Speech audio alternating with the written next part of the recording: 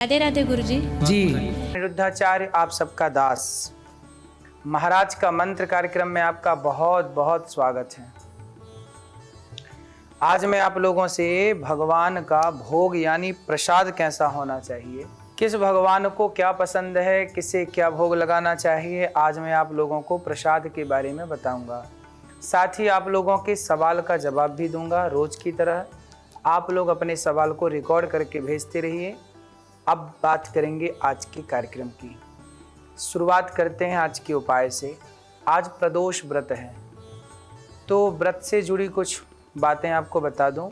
ब्रह्म मुहूर्त में उठ करके स्नान करें, पूजा स्थल को साफ सुथरा करके उसे सुंदर सा चौक पूरे रंगोली बनाएं, पूर्व दिशा की तरफ मुख करके घर के वास्तु के मुताबिक मंदिर का जो स्थान है वह ईशान होना चाहिए और पूजा करते समय आपका मुख भगवान की ओर अर्थात सूर्य भगवान की ओर पूर्व दिशा या उत्तर दिशा की ओर होना चाहिए।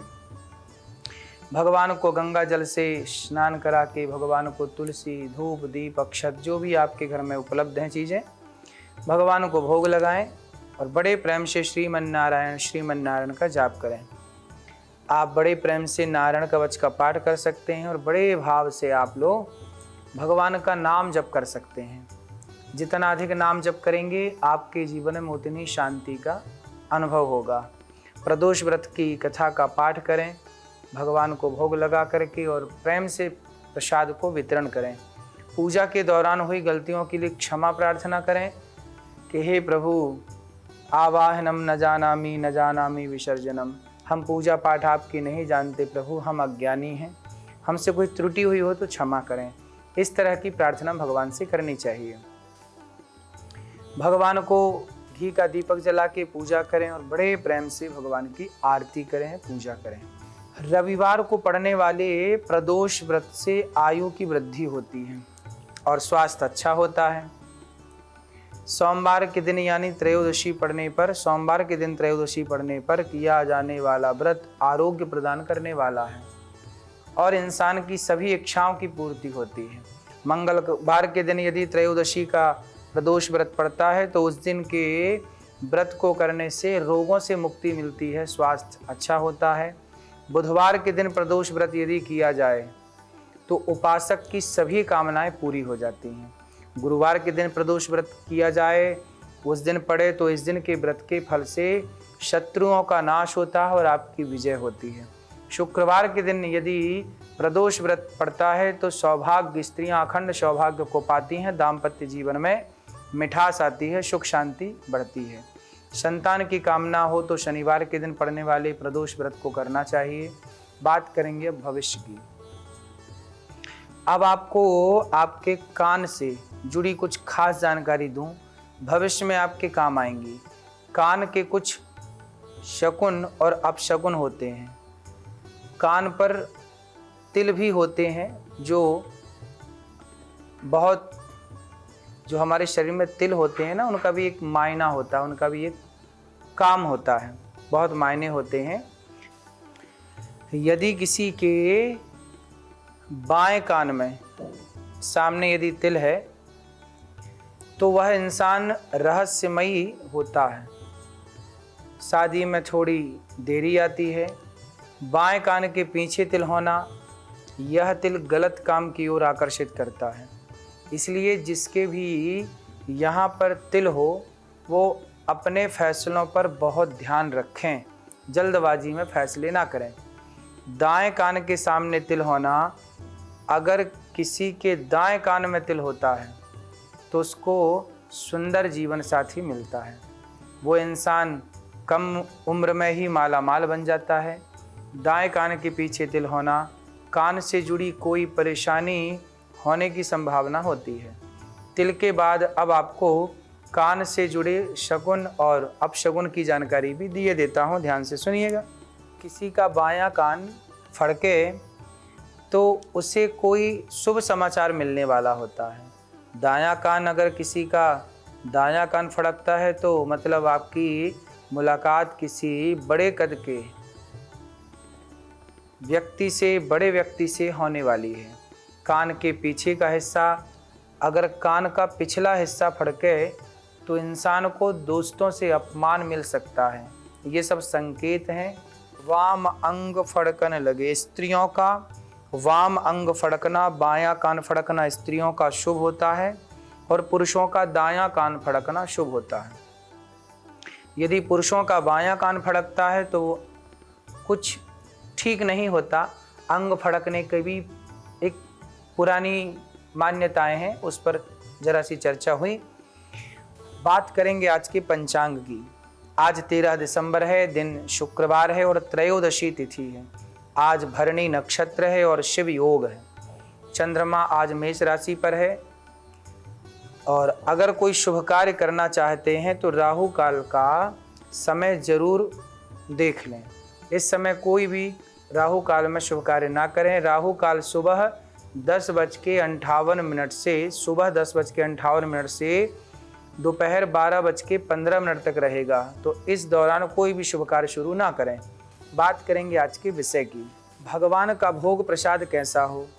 अपने मन की शांति, सुख, समृद्धि और सौभाग्य को प्राप्त करने के लिए हर कोई अपने आराध्य को भोग लगाता है, पूजा करता है। सनातन धर्म में प्रसाद भगवान के प्रति एक भाव है। हिंदू धर्म में हर आदमी अपने हिसाब से भगवान को भोग लगाता है। जिसकी जो श्रद्धा हो वो भगवान के सामने परोसता है। भगवान की पसंद का भक्त ख्याल भी रखते हैं। कोई माखन मिश्री लगाता है तो कोई लड्डुओं का भोग लगाता है तो कोई कुछ। कोई शक्ति का उपासक है तो शिव जी की कृपा करता है, शिव जी की कृपा पाना चाहता है, तो कोई भगवान कृष्ण की कृपा पाना चाहता है। आप किसी भी को भोग लगाएं तो भोग भगवान को जरूर लगाते हैं, प्रसाद चढ़ाते हैं। भगवान को प्रसाद चढ़ाते समय कुछ खास नियम का ख्याल रखना चाहिए। कुछ खास बातें हैं जिनका पालन किया जाना चाहिए। भोग लगाते समय जो भी थाली में आप दाल, चावल, सब्जी, रोटी जो भी आप लाएं उसमें तुलसी का पत्ता जरूर रखना चाहिए। इसके साथ ही सबसे खास नियम ये है कि नैवेद्य का भोग भगवान को लगाने के बाद पूजा हो जाने पर तुरंत उसे वहाँ से भगवान को भोग लगाने के बाद थोड़ी देर वहाँ पर, जितना देर आपको भोजन करने में लगता है, कम से कम 10 मिनट 5 मिनट तो भगवान के सामने बैठ के 5 बार तो भगवान को भोग भाव से, जैसे माँ बच्चे को खिलाती है ना, इस भाव से भगवान को भोग लगाना चाहिए। इसके बाद भोग लगा के फिर वो थाली वहाँ से हटा के दाल को दाल में, चावल को चावल में, रोटी को रोटी में डालकर पूरा भोजन आपका प्रसाद बन जाता है। और वहीं पे थाली दिन भर रखी ना रहे। ऐसा ना हो कि आपने रखा था, सवेरे शाम तक वो थाली भगवान के सामने रखी ही है। ऐसे में फिर नकारात्मकता आपके जीवन में आती है और ठीक नहीं होता। नैवेद्य को सोने, चांदी, पीतल या केले के पत्ते पर भगवान को, जो भी आपके घर में थाली है, स्टील की थाली है या पीतल की थाली है, जो भी आपकी श्रद्धा, सोना चांदी का बर्तन भी है, तो आप उसे थाली में रख करके भगवान को भोग लगाएं। और जिस थाली पर भगवान भोजन करते हैं उस थाली पर फिर आप भोजन ना करें। वो थाली भगवान के भोग लगा करके उसे धुल करके साफ करके उसे रख दीजिए, फिर वो दूसरे दिन उपयोग में आएगी। वो भगवान के बर्तन और आपके बर्तन अलग अलग होने चाहिए। जिस थाली में भगवान खाते हैं उस थाली में आप ना खाएं। भगवान को भोजन कराने की थाली अलग होनी चाहिए। भगवान को शुद्ध और सात्विक भोजन बहुत पसंद है, इसलिए सात्विक भोजन ही भगवान को भोग लगाएं। पूजा का एक हिस्सा है भगवान के लिए जब भी हम भोग बनाते हैं तो कई बातों का ख्याल रखना चाहिए। भगवान के लिए आप जो भोजन बना रहे हैं वो शुद्ध हो, पवित्रता के साथ बनाया गया हो, आप खुद भी शुद्ध हो, कीर्तन करते हुए आप भोजन बनाएं। आप उस समय कीर्तन गुनगुनाते हुए माताएं बहनें भोग बनाएं, लेकिन भाव से आप समर्पित करें तो भावग्राही जनार्दना, भाव से भगवान को आप समर्पित कर सकते हैं। लेकिन आपके घर में पति हैं, बच्चे हैं, तो वो फल का भोग लगा दें, उस समय दूध का भोग लगाएं भगवान को। और इन बातों का आप ख्याल रखेंगे तो आपके लिए बेहतर होगा कि आपके बच्चे जो भोजन करें पवित्रता से बना हुआ भोजन करें, भगवान को भोग लगाकर भोजन करें। बहुत शुद्धि का ख्याल रखना चाहिए, क्योंकि जैसी होगी शुद्धि वैसी बनेगी बुद्धि। माँ अन्नपूर्णा का चित्र आप अपने घर पे लगा सकते हैं, है ना। अन्न का जो दोष होता है वो अन्नपूर्णा माँ का चित्र लगाने से समाप्त हो जाता है। बात करेंगे आज की समाधान की। विष्णु भगवान को भोग खीर या सूजी के हलवे का भगवान को प्रसाद बहुत पसंद है। खीर कई प्रकार की बनाई जाती है, सेवई की खीर है और चावल की खीर है इत्यादि। भगवान को खीर बनाएं, पूड़ी और साग बनाएं, भगवान को जो आप बनाना चाहें वो ज़रूर बनाएं और प्रेम से तुलसी का पत्ता डाल करके भगवान को भोग लगाएं। भगवान को भोग लगाने के बाद वह प्रसाद सबको बांटें और सबको प्रसाद पवाएं। हनुमान जी को हलवे का, पंचमेवे का, गुड़ और लड्डुओं का भोग पसंद है। केसर भात भी हनुमान जी को लगता है। इसके अलावा हनुमान जी को कुछ लोग इमरती का भी भोग लगाते हैं। माता लक्ष्मी को जो धन की देवी मानी जाती हैं, कहते हैं कि अर्थ के बिना सब कुछ व्यर्थ है। लक्ष्मी जी को प्रसन्न करने के लिए उनके प्रिय भोग को लगाना चाहिए। जो माता लक्ष्मी को प्रिय है वह प्रसाद भगवान माँ लक्ष्मी को अर्पित करना चाहिए। माँ लक्ष्मी क्या प्रसाद ग्रहण करती हैं? माता लक्ष्मी जो भगवान श्रीमन नारायण को भोग लगता है, खीर का, हलवे का, है ना, वो खीर और हलवे का जो भोग है वो भगवान श्रीमन नारायण को जो भोग लगता है वही प्रसाद फिर माँ भगवती लक्ष्मी ग्रहण करती हैं। माता लक्ष्मी जी को आप बड़े प्रेम से हलवे का भोग लगाएं और हलवे का भोग लगा करके माँ भगवती को प्रणाम करें। माँ भगवती को प्रणाम करके और माता दुर्गा जी को खीर मालपुए का भोग लगाते हैं। पूरन पूड़ी और केले, नारियल, मिष्ठान इत्यादि बहुत पसंद है। नवरात्रि के मौके पर उन्हें प्रतिदिन का ही भोग लगता है और लोग अपनी मनोकामनाएं पूरी करते हैं। खासकर माता जी को सभी तरह के हलवे बहुत पसंद हैं। गणेश जी के भोग में मोदक, लड्डू और लड्डू का भोग लगाते हैं। गणेश जी को लड्डू बहुत पसंद है। महाराष्ट्र में खास तौर पर मोदक बनते हैं गणेश पूजा के अवसर पर। घर घर इस तरह के मोदक बनाए जाते हैं। राम जी का भोग भगवान श्री राम को केसर के भात का, खीर, धनिये का भोग आदि बहुत पसंद है। इसके अलावा उनको कलाकंद, बर्फी, गुलाब जामुन और अन्य चीज़ों का भोग भी लगाया जाता है। भगवान श्री कृष्ण के भोग में माखन मिश्री का भोग लगाया जाता है। इसके अलावा भगवान को खीर, पूड़ी, हलवा, पूरन पूरी, लड्डू इत्यादि मिठाइयों का भोग लगाया जाता है। माता काली का और भगवान भैरव जी का भोग लगभग एक जैसा ही भोग लगता है। हलवा पूड़ी उन्हें बहुत प्रिय है। किसी अमावस्या के दिन काली या भैरव के मंदिर में जाकर उनकी प्रिय वस्तु अर्पित करके आप उनसे कृपा प्राप्त कर सकते हैं। इसके अलावा इमरती, जलेबी और 5 तरह की मिठाइयाँ भी अर्पित आप कर सकते हैं। आज का वार्तालाप कुशीनगर से दीपू जी का सवाल है, महाराज जी अगर दुनिया में सबको भगवान ही देते हैं तो भगवान सबको एक समान धन और विद्या क्यों नहीं देते? इतनी असमानता क्यों है? देखो, भगवान तो हमें केवल जन्म दे के संसार में भेजते हैं, आयु दे करके, बुद्धि दे करके। हमें भगवान ने बुद्धि दी है। भगवान ने हमें संसार में जीने का मौका दिया, आंखें दी देखने के लिए, कान दिए सुनने के लिए, हाथ दिए काम करने के लिए, पाँव दिए चलने के लिए, सब कुछ दे रखा है। अब उससे आपको क्या करना है ये ईश्वर तय नहीं करेंगे, ये आप तय करेंगे कि आपको क्या आँखों से देखना तो है, अब क्या देखना है ये आप डिसाइड करिए कि आप गंदी चीज़ देखना चाहते हैं कि अच्छी चीज़। कानों से सुनने की शक्ति ईश्वर ने दी है, अब गंदी चीज़ सुनना है कि अच्छी चीज़ सुनना है आपको डिसाइड करना पड़ेगा। तो ईश्वर ने संसार में आपको भेजा तो है सब चीज़ें देकर, उसका उपयोग क्या करना है। आपके सामने दूध भी है, आपके सामने शराब भी है, क्या पीना है वो आपके विचारों पर निर्भर करता है। इसलिए भगवान ने संसार में सबको एक जैसा खून, एक जैसी आँखें, एक जैसी बुद्धि, एक जैसे शरीर को दे करके भेजा है। शरीर सबका लगभग ईश्वर की बनावट एक सी है। गोरा काला विषय अलग है, कोई गोरा है, कोई काला है, कोई लंबा है, कोई ठिनगा है, लेकिन हाथ ईश्वर ने सबको 2 दे रखे हैं। सबको ईश्वर ने आंखें 2 दे रखी हैं, सबको ईश्वर ने पाँव 2 दे रखे हैं, सबको भगवान ने बुद्धि दे रखी है। ईश्वर की संरचना लगभग एक सी है। अब आप उस संरचना से कोई अच्छे कर्म करके राम हो जाता है, कोई बुरे कर्म करके रावण हो जाता है। भगवान ने तो नहीं कहा था कि आप बुरे कर्म कीजिए, क्यों आपने बुरे कर्म किए? जब आपने बुरे कर्म कर रहे थे तब आपको पता था ना कि ये बुरा है, फिर क्यों किया आपने? इसलिए भगवान दोषी नहीं है किसी कार्य के, आप स्वयं दोषी होते हैं। आप मेहनत करेंगे तो धनवान बनेंगे, मेहनत नहीं करेंगे तो गरीब रहेंगे। तो भगवान ने मौका दिया, उस मौके का लाभ आपको लेना है अपने बुद्धि विवेक से। बात करेंगे आज के गुरु मंत्र की। आपको शिव पार्वती को प्रसन्न करने वाला मंत्र बता रहा हूं, नोट कीजिए। इस मंत्र को आप नित्य जाप भी कर सकते हैं।